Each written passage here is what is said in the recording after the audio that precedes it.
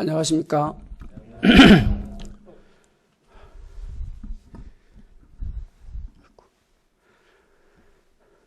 기도하겠습니다.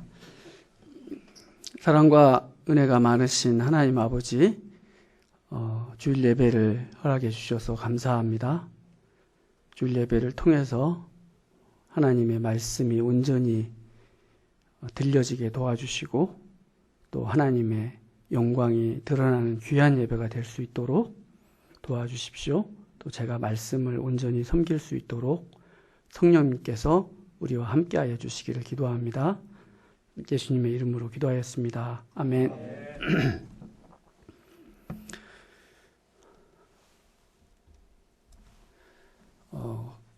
다 함께 그 요절 말씀 11장 41절을 한번 읽어보겠습니다. 시작. 그러나 그 안에 있는 것으로 구제하라. 그리하면 모든 것이 너희에게 깨끗하리라. 온라인 잘 들리나요? 제가 처음 PC를 사용해서 컴플레인이 없는 거 보니까 잘 들리는 것 같습니다. 사람을 집에 초대하면 가장 먼저 무엇을 하십니까? 대청소를 합니다. 깨끗하지 않는 집을 보여주는 것은 생각만 해도 민망합니다. 집안이 보이지 않는다고 해서 난장판을 만들어 살다가는 갑작스럽게 시어머니가 찾아오면 낭패를 볼 수 있습니다. 그 손님은 언제든지 우리의 속을 찾아오십니다.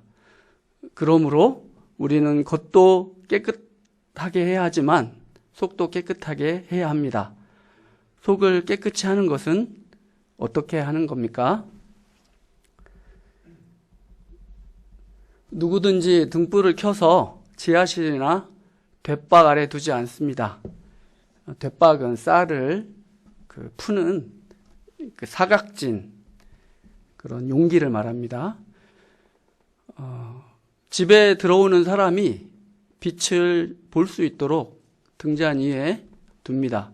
이는 지극히 상식적인 말씀입니다.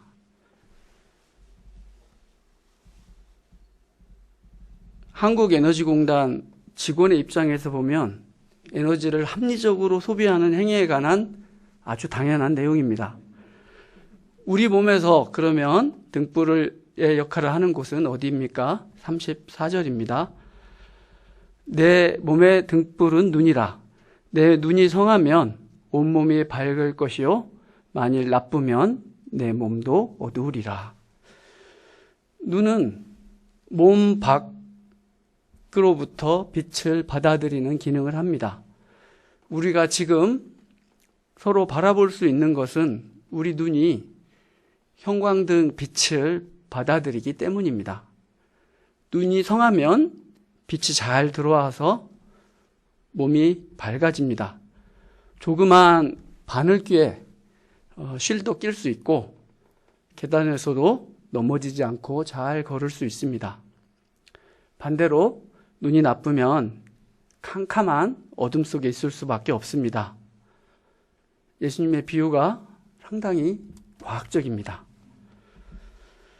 그러므로 우리는 내 안에 있는 빛이 어둡지 않은지 살펴야 합니다. 옛말에 몸이 1000냥이면 눈이 900냥이다는 속담이 있습니다. 그만큼 눈이 중요하다는 얘기겠죠. 눈이 성하면 빛이 잘 들어오고 온몸이 밝아져 한켠의 어둠도 없게 됩니다. 마치 등불이 우리를 비추일 때와 같이 온전히 밝아집니다. 그러면 예수님께서 이 비유를 통해서 무엇을 가르치십니까? 첫째로 등불은 예수님의 말씀과 그분의 사역입니다.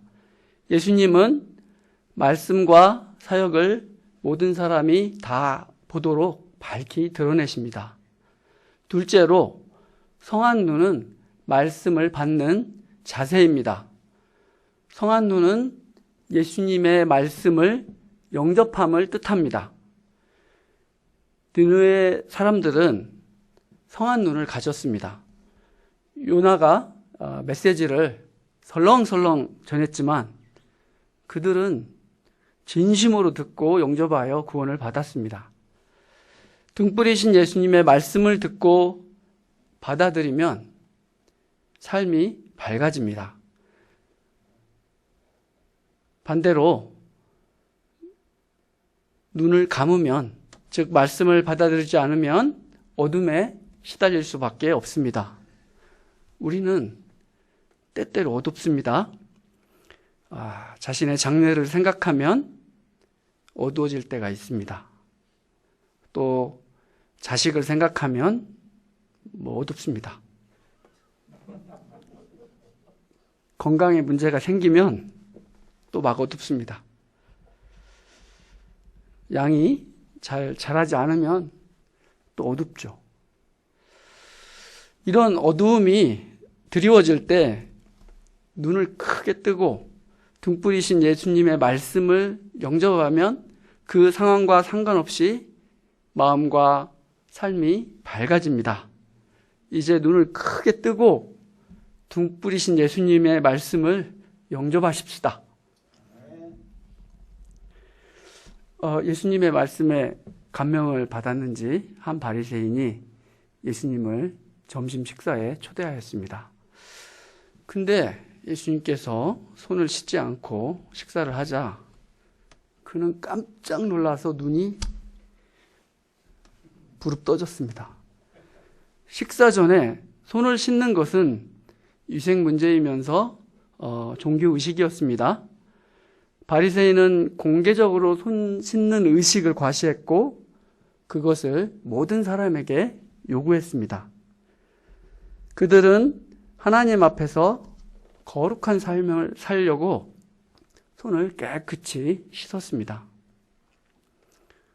이러한 그 기본적인 거룩도 지키지 않는 예수님을 보고 깜짝 놀란 것입니다. 주님께서 뭐라고 말씀하십니까? 39절입니다. 주께서 이르시되 너희 바리새인은 지금 잔과 대접의 겉은 깨끗이 하나 너희 속에는 탐욕과 악독이 가득하도다. 그들은 겉은 깨끗이 했으나 내면의 탐욕과 악독을 씻는 일에는 무관심했습니다.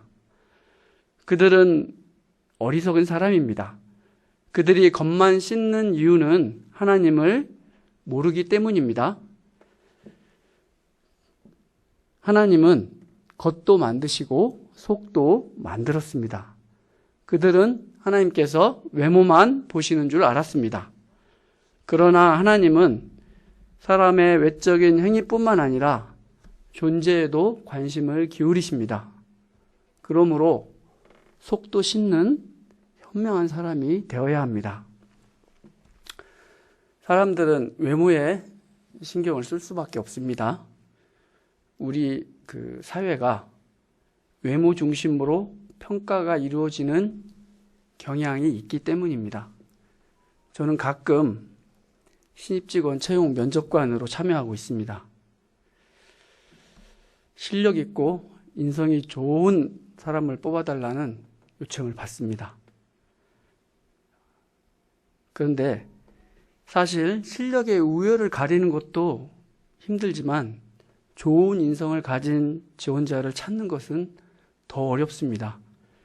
열길 물속은 들여다볼 수 있지만 한길 사람 속은 아무도 알 수 없습니다. 제 속이 보이시나요?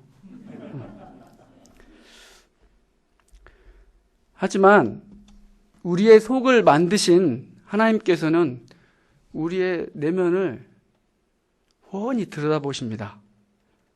찌릿찌릿하십니까? 그렇다면 겉을 깨끗이 씻는 만큼 속도 깨끗이 씻어야 합니다. 그러면 속을 씻는다는 것은 어떻게 하는 것입니까? 41절입니다. 그러나 그 안에 있는 것으로 구제하라. 그리하면 모든 것이 너희에게 깨끗하리라. 그 안에 있는 것은 대접 안에 있는 음식입니다. 구제하라는 것은 대접 안에 있는 음식을 가난한 사람들에게 나눠주라는 뜻입니다. 그러므로 대접 안에 있는 음식을 가난한 사람에게 나눠주면, 즉 구제하면 깨끗게 됩니다. 가난한 사람에게 음식을 나눠주는 그것은 이웃사랑을 실천하는 것입니다. 이웃사랑을 실천하는 것이 곧 속을 깨끗이 씻는 일입니다. 바리새인들은 깨끗하다는 자부심이 대단했습니다. 손이 닳아서 없어질 정도로 자주 씻었기 때문입니다. 하지만 가난한 이웃과 음식을 나누지 않는 그들은 탐욕으로 가득했습니다. 이웃사랑을 실천하지 않으면 탐욕은 어디 가지 않고 그대로 있습니다. 그들은 이웃사랑의 실천을 통해서 그들의 속마음이 깨끗하다는 것을 증명받아야 합니다. 그러면 이웃사랑의 실천은 어디서부터 해야 합니까? 가장 가까이 있는 사람으로부터 시작해야 합니다. 믿음의 길을 함께 걷는 동역자, 캠퍼스 하구, 그리고 직장 동료의 고민과 아픔을 들어주고 이해하는 것입니다. 누군가의 말을 공감해 주는 것도 돈 안 들이는 큰 사랑 표현입니다. 저는 회사에서 인사 업무를 하고 있습니다. 많은 사람들이 전화로, 메일로, 문자로, 카톡으로 혹은 직접 상담으로 고충을 토로합니다. 저는 어디에다가 이 고충을 호소해야 될지 고충이 있을 때가 많습니다. 그들 중에는 정신적, 심리적인 치료가 필요한 사람도 있어 보입니다. 제가 그들의 고충을 모두 해결해 줄 수는 없지만 잘 듣고 공감해 주면 대개는 감사하다고 이렇게 합니다. 간혹 회사에 할아버지 민원인들의 전화가 걸려옵니다. 이분들은 듣고 싶지 않은 가정사까지 하염없이 얘기를 합니다. 제가 내린 결론은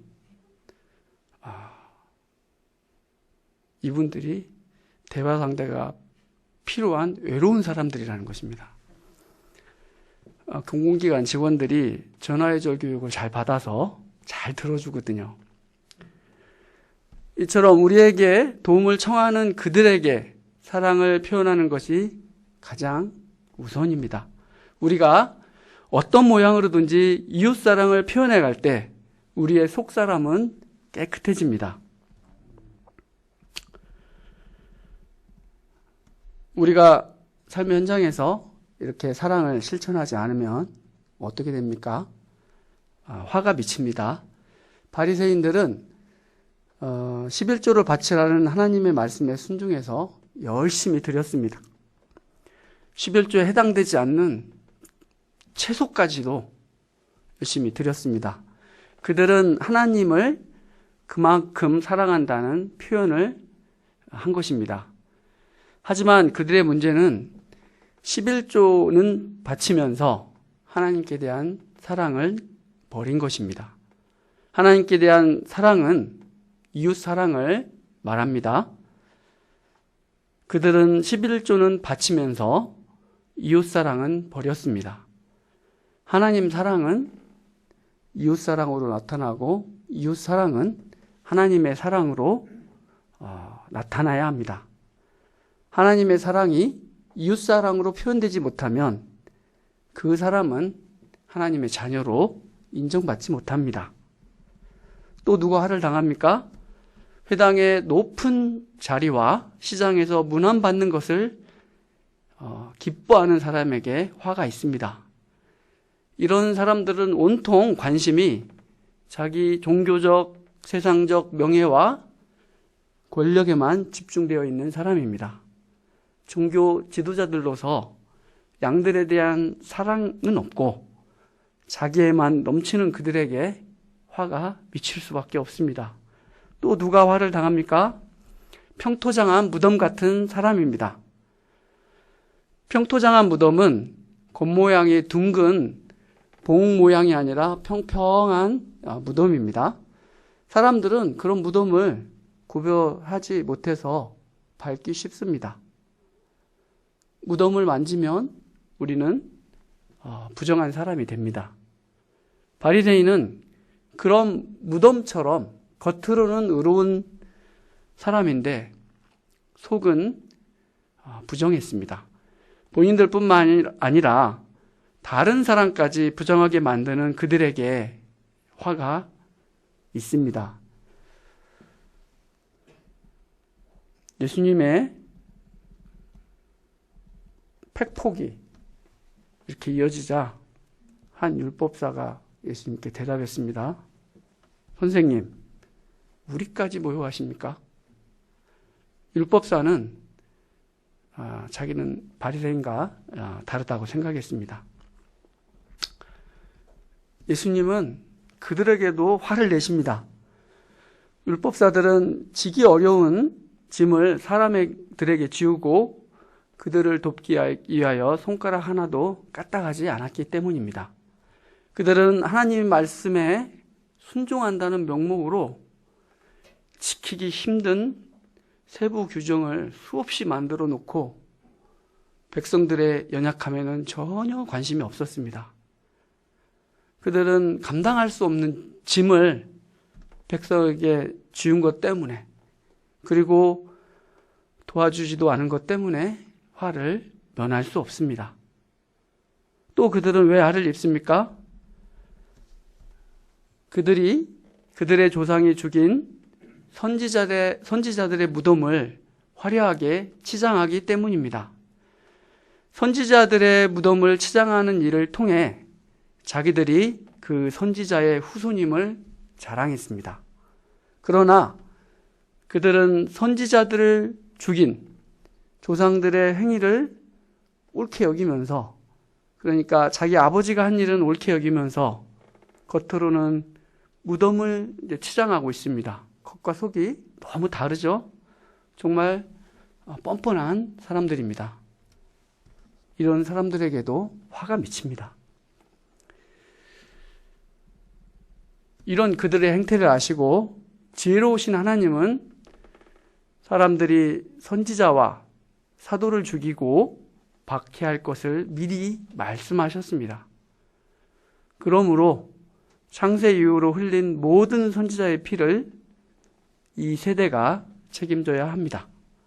하와의 아들인 아벨의 피로부터 유다왕 요아스 때 대제사장 여호야다의 아들인 사가랴의 피까지 책임져야 합니다. 여호야다의 아들인 사가랴는 하나님 중심의 사람으로서 사람들이 하나님을 떠나 세상 풍조대로 사는 모습을 꾸짖었습니다. 요아스는 성전 뜰 안에서 그를 돌로 쳐 죽이도록 했습니다. 히브리 성경에서는 창세기가 맨 앞이고 역대하가 맨 마지막이기 때문에 이 두 사람을 언급했을 것입니다. 하나님은 구약 시대의 선지자를 죽인 그 책임을 지금 이 세대에 묻습니다. 그러면 그들은 왜 그 책임을 져야 합니까? 52절입니다. 화 있을진저 너희 율법 교사여, 너희가 지식의 열쇠를 가져다가 너희도 들어가지 않고 또 들어가는 그자 하는 자도 막았느니라 하시니라. 지식의 열쇠는 하나님의 나라에 들어갈 수 있도록 알려주는 길을 말합니다. 구약 성경을 열어서 복음에 대한 지식을 얻도록 하는 것을 가리킵니다. 그들은 열쇠를 혼자 차지하고 그것을 바르게 사용하지 않았습니다. 그들은 하나님의 말씀을 깨닫지 못하도록 차단했습니다. 예수님을 배척하고 사소한 규정을 강조해서 하나님의 말씀을 무거운 짐으로 만들어 버렸습니다. 그들은 백성을 향한 하나님의 사랑의 문은 잠가버리고 그 열쇠를 바다에 던져버렸습니다. 그러므로 그 책임으로 마땅히 화를 당합니다. 이 말씀 앞에서 그들의 반응이 어떠했습니까? 서기관과 바리새인들이 사납게 예수님을 거부하고 둘러싸서 질문 공세를 퍼붓고 예수님의 입에서 나오는 말을 트집 잡으려고 노력했습니다. 예수님의 팩폭에도 그들은 회개하지 않고 더욱 악해졌습니다. 그들은 속을 씻지 않으니 더욱 악해진 것입니다. 감옥에 갇혀서 양들에게 사랑을 베푸는 삶을 살지 않으면 이렇게 악한 삶을 살 수밖에 없습니다. 그러므로 우리는 어떻게 살아야 합니까? 우리는 겉도 깨끗하게 하고 속도 깨끗하게 합니다. 속을 깨끗하게 하는 것은 내 안에 있는 사랑을 베푸는 삶입니다. 우리가 이제는 캠퍼스에 올라가서 이런 사랑을 베풀기를 기도합니다. 말씀을 준비하면서 한때 센터에서 저의 닉네임이 프린스였다는 것이 생각났습니다. 얼마나 거지 같았으면 그런 이름을 붙였을까. 지금은 하나님의 은혜로 천만다행입니다. 우리가 겉과 속이 모두 깨끗한 품격 있는 신자로 자라기를 기도합니다.